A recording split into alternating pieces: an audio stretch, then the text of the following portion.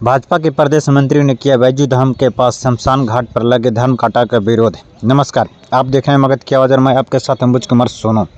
आपको बता दें कि गुरुआ प्रखंड के प्रसिद्ध स्थल बाबा बैजू धाम के शमशान घाट पर धर्म कांटा लगा दिया गया है, जिसको लेकर भाजपा के प्रदेश मंत्री अमित कुमार दांगी ने विरोध किया है और जिला प्रशासन से उच्च स्तरीय जाँच की मांग की है। तो आइए आपको सुनवाते हैं कि क्या कुछ कह रहे हैं अमित कुमार दांगी।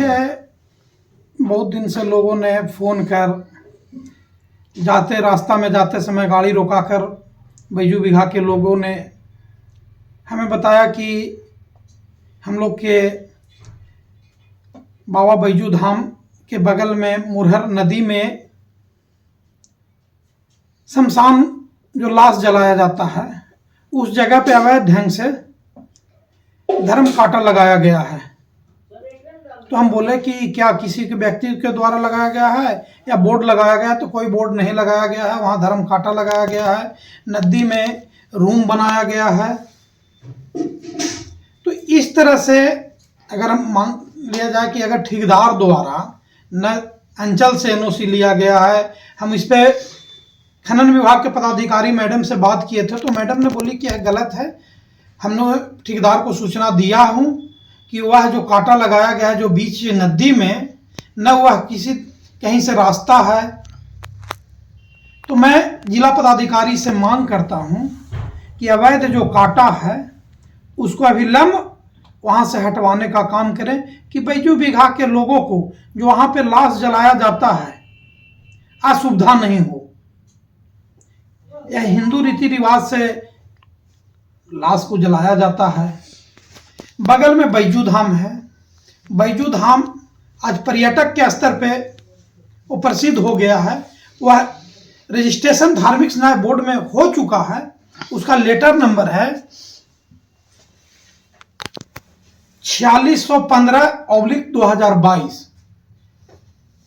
तो हम जिला पदाधिकारी से, खनन पदाधिकारी से आग्रह पूर्वक, विनती पूर्वक आग्रह करेंगे कि अगर वह टेंडर किया गया है तो अभिलंब वह टेंडर को रद्द किया जाए, क्योंकि पिछले बार बालू का उठाव होने के कारण बगल के ही एक मांझी समाज के बच्चा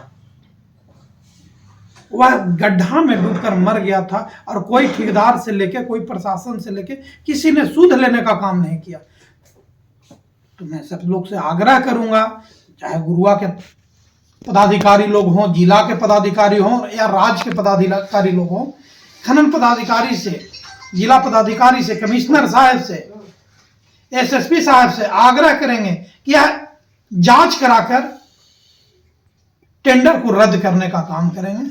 और अगर इस पर पहल नहीं होती है तो एक कमेटी हम लोग एक कमेटी पूरे बिलौटी पंचायत है, बगल में चिलोर पंचायत है, गुरुआ है, मतलब तमाम गुरुआ विधानसभा से एक आवाज के साथ हम लोग एक शांतिपूर्ण ढंग से यह आंदोलन को खड़ा करने का काम करूंगा।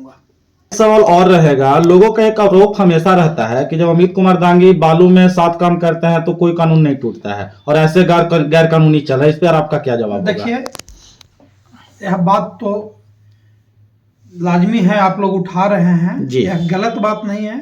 यह जनता को भी, हमने यह बालू के बारे में कभी रहते नहीं थे और पोकलेन से उठाने का गुरुआ में कभी परंपरा रहा नहीं था। उसका पहले भी आपने विरोध किया है सर? परंपरा रहा नहीं था, लेकिन यह बात सत्य है कि हम पिछले बार शेयर के रूप में नहीं थे, हम किसी के मदद के रूप में थे जी। तो मदद के रूप में हमने किया, लेकिन जब एक किसी का बच्चा जब डूबा तो यह एहसास हमें, मुझे एहसास हुआ कि उस समय मेरा बच्चा अगर उस गड्ढा में डूबता तो क्या होता। तो एहसास, जब एहसास होता है किसी को तो सुधरने का है। तो मैंने उस बच्चा का एहसास करते हुए, अपने बच्चे पर लेते हुए हम इस विरोध में उतरे हैं। हमें पैसा का कोई लोभ नहीं है, कोई लालच नहीं है।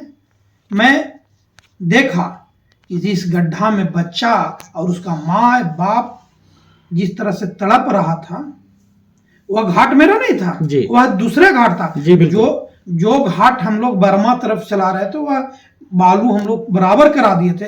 यह घाट बैजू धाम में यह घटना घटा था, लेकिन जिस तरह से बैजू धाम में घटा था उसी अनुसार अगर बर्मा कहीं भी साधु बर्मा या कहीं भी घटता तो हमने एहसास हुआ कि किसी भी यह गैर कानूनी है, इसलिए हम उसको त्यागते हुए मैं एक पहल निकालते हुए मैं आज भी कह रहा हूं कि मदद पिछले बार किया था, अब मैं किसी का मदद नहीं, मैं इसमें आंदोलन का काम करूंगा। धन्यवाद।